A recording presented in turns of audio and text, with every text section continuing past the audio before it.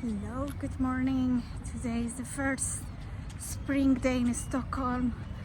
It's the first day that we have over 10 degrees in around 6 months. So I'm so happy. I'm just happy to turn the camera. I'm gonna show you Stockholm, the city hall. And the sun is just behind the clouds, but it's a beautiful day. I haven't been posting anything in my channel, but I have so many things that I want to talk about, and some of the things that I've been thinking about was one question that they ask at work, because we have this logo that says uniting opposites. This is how we connect. I've been just thinking about that thing very much, about my nationalities, that I'm Swedish and I'm Colombian, and how these are two completely opposite. And I usually describe it as the Colombians are parrots and the Swedish are penguins, and we are both birds. No, one knows how to fly and the other one knows how to swim, and we are different, but we are also very much more alike than different. We're birds, and I think it's in the common ground, finding the things that we have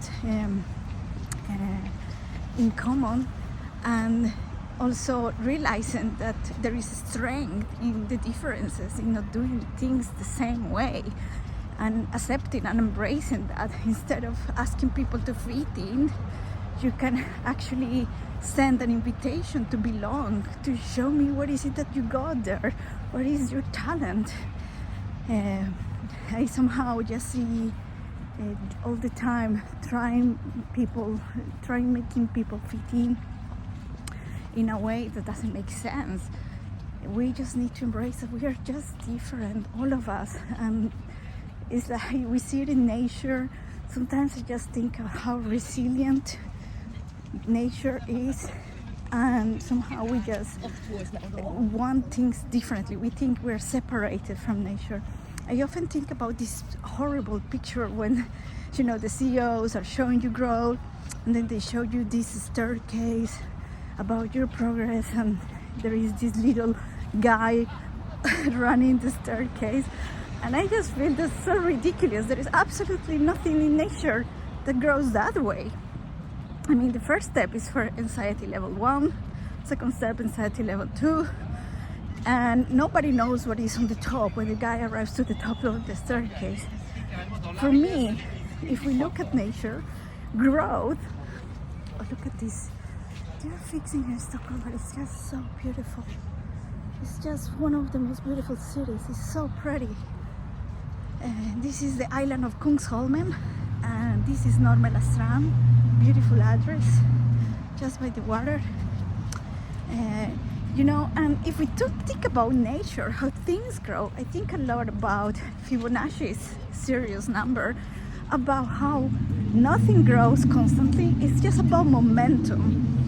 If you look at how a hurricane turns out into this big thing, or a shell turns out to be this little thing that grows and grows and becomes bigger, it uses the same number, and it starts with 1, and then it starts with 1, and that becomes 2, and that eventually becomes 5, 8, it's just, and then it grows exponentially. I think we should look at more of those numbers, because I think the staircase is just the anxiety thing. Like I don't even know how to describe it, but I think if we look at the flowers, how they grow, and I paint a lot of aquarels, and I see like, oh my god, this is so interesting. Absolutely everything in the universe grows the same way. This is so intriguing to me. And something else that I've been just thinking is like, like we talk about resilience, but no one wants to go through, no one wants to talk about what is being resilient, or what it takes for you to be resilient. I think we just push through things now. We have war in Europe, we have the pandemics, we have a horrible economy, And I just think like these things are forcing us to look differently at things. And this that we're doing right now is becoming resilient. We think we're just doing things the same way, but we don't. And I think the problem with these things is that we are fears motivated. We are not motivated by, we don't think that this is like something that is going to turn out well. We're just fear motivated, and that's the bad intention behind the things we do. Trying to catch the job before somebody else takes it, like taking clients from your colleagues because you think like, if I don't take it, I'm not gonna have a job. All these things are just bad karma for us, bad things, bad energy in your life. I just think like we have to think more like that we will be reborn, that there is darkness and there is light. And I also think like, talking about nature, about how, like if we think about biomimicry, like things in biomimicry is the art of copying something that looks like nature or acts like nature. It could be in architecture, that sometimes somebody who's very good at this is this Spanish architect Calatrava, that takes part of the body. He's a doctor, a medical doctor and an architect, and he makes architecture inspired and based on what he finds in the human body. That's biomimicry. And I think like we need to find more inspiration, and there is so much beauty in nature that if we really study, we can become more resilient. Oh, I have to show you this. This is the City Hall, an amazing building. An amazing building from the beginnings of the 1900s. It's where the Nobel Prizes are given. It's just so nice to live in this city. So many beautiful buildings. On the other side we have the Congress building. I'm just going to show you. It will be stunning. Just walk with me and we chat a little bit. I'm just going to show you this building that we're here. That over there is an interesting building. It's the Congress, the Waterfall Congress. And here, look at this entrance. Here is where we have to come in. I'm in a hurry to a meeting, but look at this. This is the City Hall of Stockholm. Absolutely astonishing building. We are gonna see it now from outside. These are the things that are so nice living in a city like in Sweden, that you can hold your iPhone and go around and take pictures without being scared that you're gonna get robbed. I'm sorry, I just need to say that because that's not something that you can do everywhere. Look at this. This is the old town. This is just amazing. And we're coming to see the facades of the City Hall. The first time I saw this building was in a video from Roxette when I was a little kid.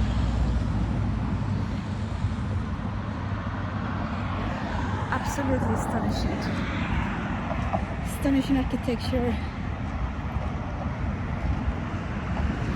The architect in this building is Ragnar Östberg. He actually didn't get very famous after building this building that is now like the signature in Stockholm. He was too much ahead of himself. He was ahead of his time. It wasn't embraced well. But look at this. Now I want to show you the light is shining over the old town. So he didn't kind of like have a good life. I wish he knew now today what this building means and the amazing events that happen here. It's just, I think, it's just a proof that we are better than we think, and we shouldn't take people's opinion too much as a receipt for the work we do. When we know we do something well, we just know it. Look at this building. I think he actually never got a job after building this building as an architect, which makes me very sad because I'm an architect myself. So I just feel like so unfair. But okay. I think he will live forever here by being present in this amazing building, the City Hall. I'm just gonna show you here. Now we are heading towards the government side of the Stockholm, and later I'm just going to the Grand Hotel for an event that I'm super late to, but I decided to walk because it's sunny. Come on, we need some vitamin D. You know, something of living here too. I would have to say, yes, you can walk with your iPhone, but you don't get much sun.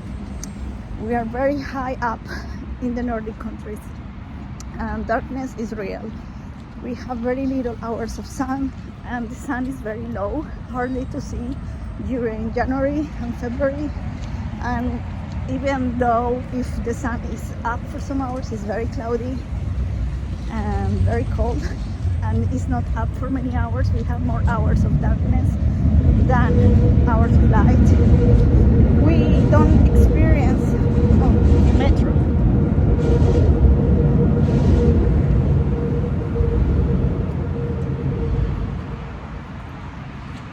We don't have polar nights in Stockholm because it never gets totally dark. So we do experience some kind of polar nights, but they are not completely entirely dark. We don't have entirely dark days. But if you go just 3 hours up on the north with the car, up north Stockholm, then it's entirely dark and entirely light during the summer. And these are the things. This summer is extremely intense. Oh no, you have to see this.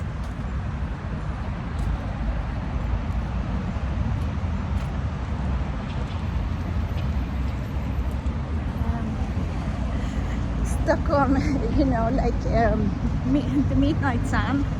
I mean, it's nice when you go up at night and you're free and you're having some days out, and it's nice weather and the sun is up at 12 p.m. at night or at 2 in the morning.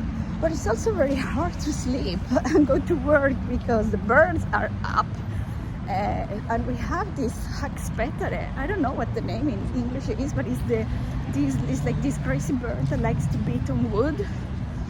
Well, he's up all night doing whatever it is that he likes to do, which is a compulsive behavior to beat windows and doors and things outside on the facade of the building. So, well, I'm gonna take, wait, I'm just gonna go. Look at this.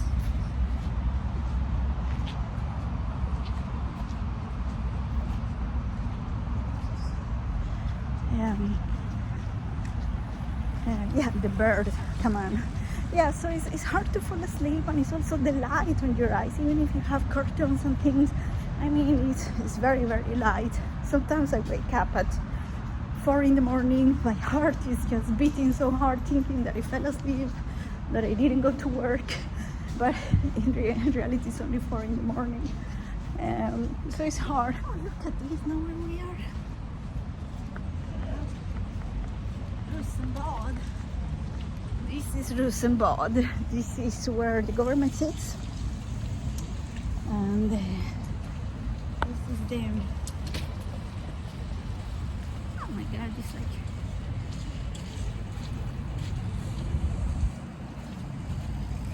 it's astonishing city, so beautiful. Wow, I love Bogota too. I'm from Colombia and I love the mountains, but I think now at this point my kids are half Swedish, half Colombian, that you realize that there is beauty in both. I cannot go around missing all the time. I just need to embrace that I'm here.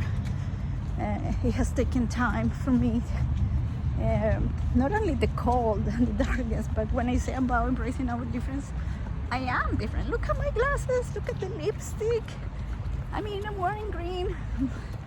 And probably I'm the only one. Most of the people are wearing black, and it's just a culture thing. It's just, it's hard to explain it, but it's just who we are, and there is no explanation. You just need sometimes, if you are abroad too, and maybe you just kind of feel lonely, that you don't fit in, know this, you belong to yourself. All the things that make you are with you, and they are worth fighting for. There is absolutely no higher price to pay than try to give up who you are, your personality or your cultural background or the things you love, for getting friends. Friends, if you know what I mean. Look at this building. Isn't that amazing? And they just renovated this beautiful building. Well, so just know this, that the price of being you is worth pay for. Actually, Nietzsche wrote a manifesto of belonging, where he says that, like, groups have always put pressure on people to give up who they are, individuals to push them to give up who they are so that they fit in the group. And I have always felt that I have won the battle, because I'm still me. It has come with a price, but I am me.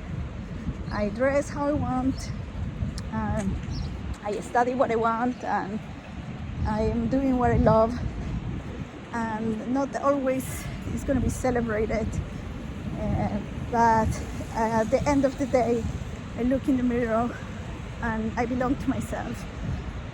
And I know that, if somebody really, really wants to be my friend, will embrace me as I am, without currency, without exchange of me trying to become someone else, to fit in somebody's idea of belonging. And actually, it's like, as soon as you have to exchange something, change something about yourself in order to belong, then you don't belong, and you never will. Because belonging is when you're embraced by the things that make you good, but the things that also are maybe not so good about you, that those things also are you, and that you're loved because of them. This is where the Prime Minister lives, and here is where the King lives. Oh, this is astonishing. Amazing city. This is the opera. I think there is a big political event today, because there are a lot of policemen here. I love to take this walk, and I'm going to that hotel on the other side. I'm running late, but I think, for me, the experience of being abroad in two places that are entirely different just brings me to the conclusion that we are not so different. We are much more alike. We see first that these guys, the first layers that we have, the things that we want to believe that, they are so different, we're so much better. But when I look at the people I work with, my husband that is Swedish, we're so alike. We're just doing all the same. We're just raising kids, paying bills, putting these kids to bed, feeding them. And it doesn't matter if you're in South America or in Scandinavia, we are all doing the same. And there is envy everywhere, but there is kindness everywhere. And I just hope, for me, that I am this colorful bird with red lipsticks and pink glasses and green jacket, and that lights up among these penguins. Because they need it. They need to be pushed. Actually, I'm gonna write a book that says this: Mastering the Art of Pushing the Wrong Buttons. That's a manifesto. Come on. You are just by being you, you're just pushing the buttons. Isn't that amazing? Amazing, you know? So if you're pushing the buttons, know this, you're being seen. You just have to know if you are authentic and genuine, because if you are, go with it. It's gonna be fun and you will win at the end, because the truth is authenticity and genuinely and being genuine and being true to yourself. You can never lose on that. You will meet people that will love you and will embrace you. There will be few, but that will be enough to make the fight worth living. Oh my God, I have to change my shoes because this is a nice event and I have my high heels here, my Burberry shoes. So, wait. Here it is, Mr. Gordon. Oh, here is where you go. This is the hotel where I have to be now, but I really need to change my shoes for something nice, something very feminine. Oh yeah, let's push some buttons now. See you later.